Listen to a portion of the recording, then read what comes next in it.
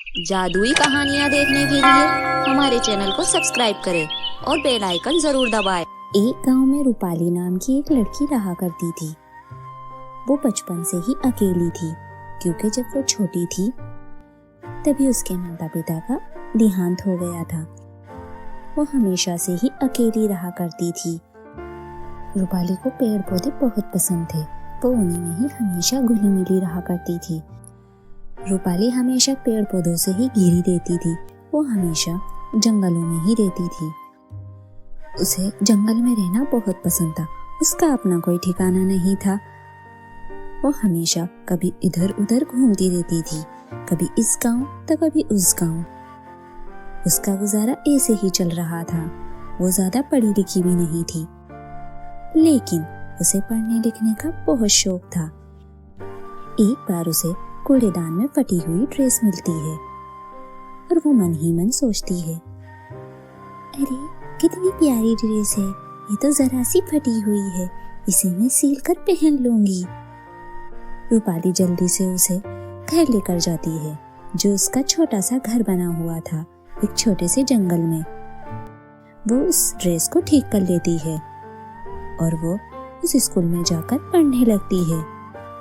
उस पर कोई भी ध्यान नहीं देता है, क्योंकि स्कूल भी छोटा सा था और वहाँ पर स्कूल के बच्चों पर ध्यान नहीं दिया जाता था। वो स्कूल से विद्या ले लेती थी और वहीं पर ही पढ़ा लिखा करती थी।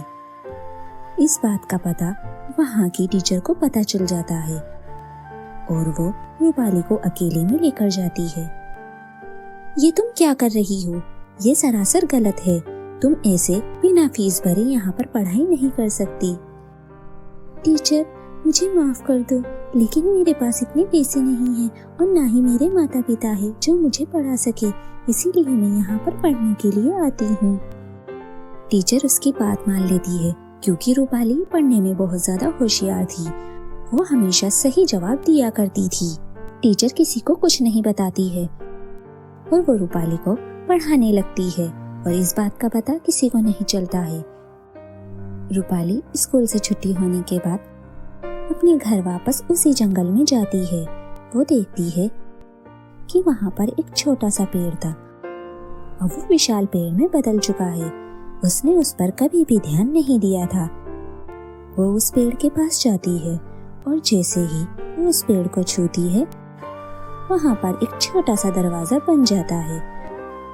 वो उस दरवाजे की मदद से उस पेड़ के अंदर जाती है। उस पेड़ के अंदर एक खूबसूरत सा घर था और उस घर के ऊपर एक और फ्लोर था। वो पेड़ कम और ज्यादा घर लगा करता था, जिसे मानो रूपाली को तो अपना छोटा सा घर मिल ही गया था।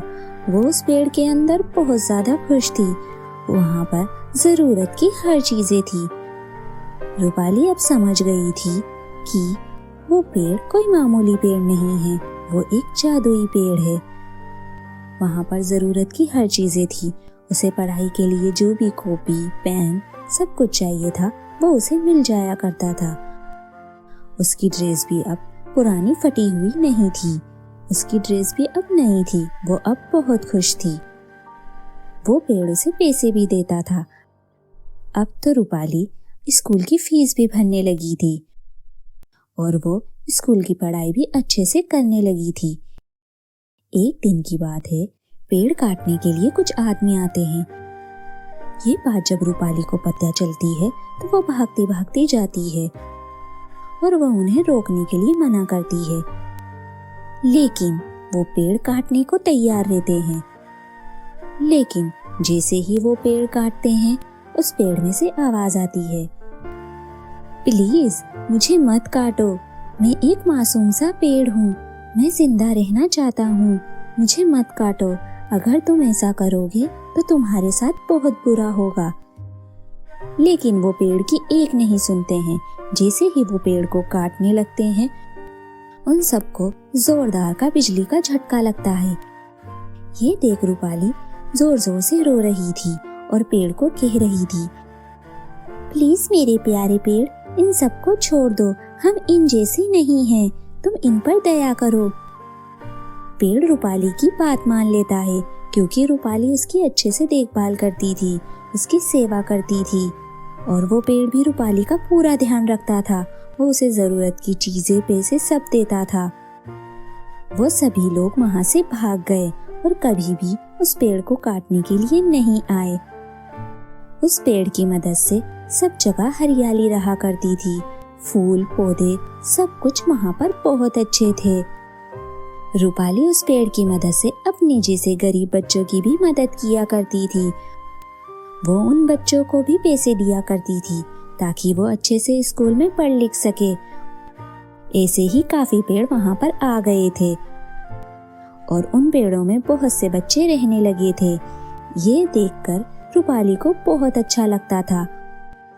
अब तो मानो वो जंगल और वो जादुई पेड़ उनकी तो दुनिया ही बन गई थी। रूपाली अब हंसी खुशी से अपना जीवन उस जादुई पेड़ के साथ व्यतीत करने लगी थी।